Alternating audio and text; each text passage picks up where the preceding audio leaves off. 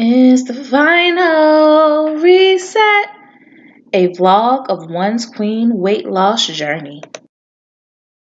Hey everybody, it is your girl Mylira Green, and I want to welcome you back to the final reset. I know that it has been a while since I've jumped on, but I am now 4 days post-op, and I've been wanting to do this video, but recovery is so much more important.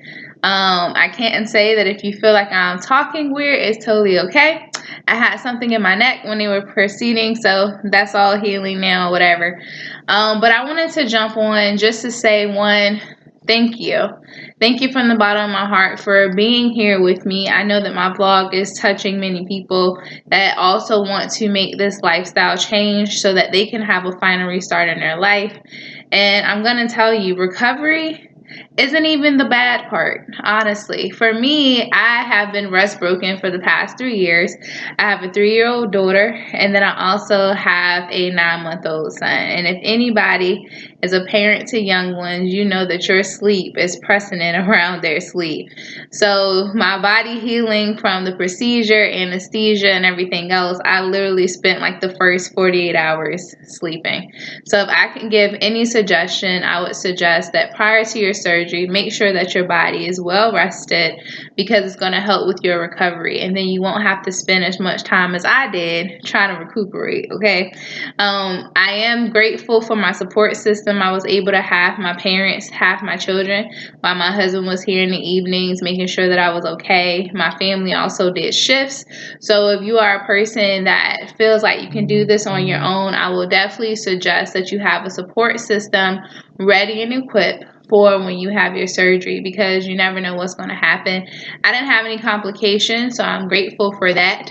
But I will say that you get 6 holes. I'm going to see if I can show them to you, and it's okay. So you do get 6 holes. 1 is here, 2, don't mind it, I'm still trying to get the little things off, 3, 4,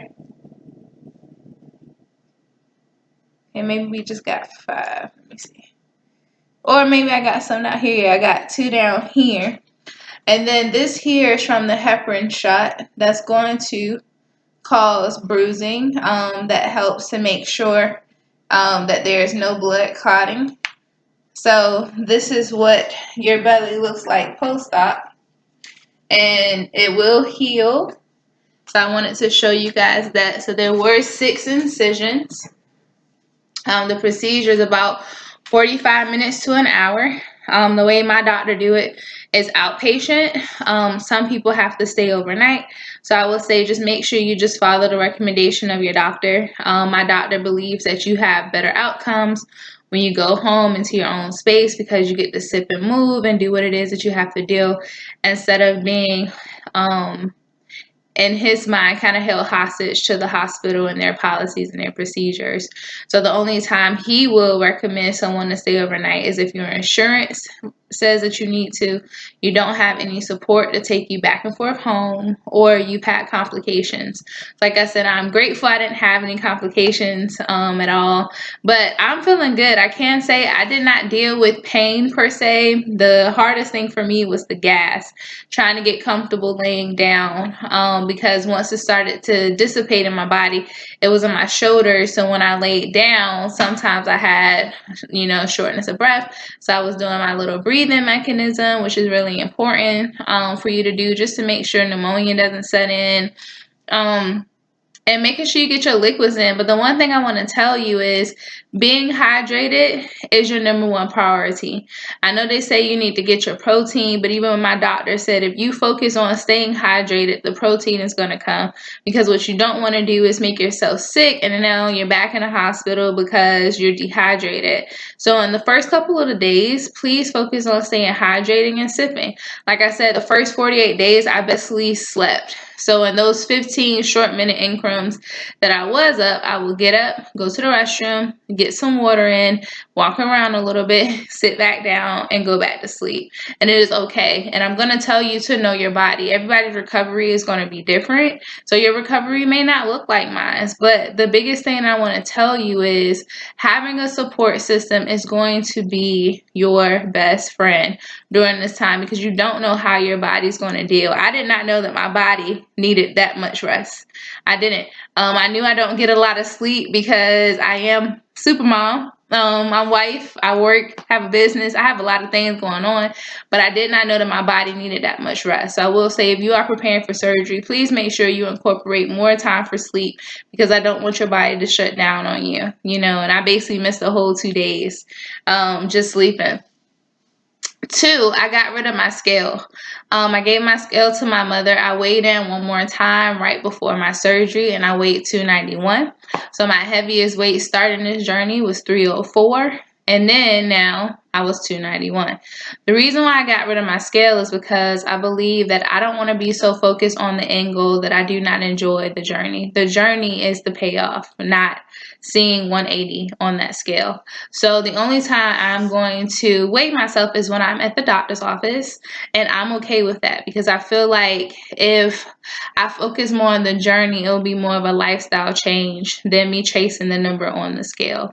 And sometimes we can be so married to the end result that we miss out of the beauty of the right now moment. So if you are a person that is constantly getting on the scale, just a suggestion, I can't force you to do so, but go ahead and get rid of that scale, because that is not going to assist you. Now, some people, they get on the scale every day because they feel like it helps them know when they did right or wrong, but journaling is going to help you. So you can either use MyFitnessPal, you can use Bariatric, which is what I utilize, which is an app that is specifically created for people that have bariatric surgery, and it has a journaling part to it. You can scan your food in, you can meal prep up there. So I would suggest doing something like that, because that will make it more tangible than just being married to an actual weight loss goal. Okay. And then 3, check in with your support system. Ask them how they're doing. You don't know what it feels like for them to see you basically crashing. Because again, for 48 hours, I was knocked out. So I had to ask my husband, like, how was that for you? Or asking my parents, like, how was that for you? I didn't know that that's what was going to happen to me, but it did. And how was it seeing that? And them being able to be open and honest. You want to make sure that your support system has a voice in your journey, because you never want to run them dry, and then it gets to a point where they feel like they cannot be open and honest with you. So like I said, I am still healing. I'm 4 days post-op. I have no ideas what the results are. I have my doctor's appointment not this Tuesday coming up, but the Tuesday after, and I'll be sure to provide an update for you. And what I want to do is I want to hear from you guys. This is, I believe, like my 8th or 9th episode. And now you've seen the before journey, and now you're seeing post-op. And I want to kind of hear from you. What have you learned thus far? Has any of this been helpful? And if so, please like and comment, and then make sure you subscribe to the channel so that you can get updates throughout the time. And what I would love to do is start to interact with you guys a lot more, because although this is a vlog for me, I also wanted to be informative for each of you. So thank you so much for taking the time out to watch the final reset. I apologize that I wasn't so woo today. Again, this is my first day actually putting on clothes, y'all. Like, I'm excited. I'm one step closer to being back to my normal self.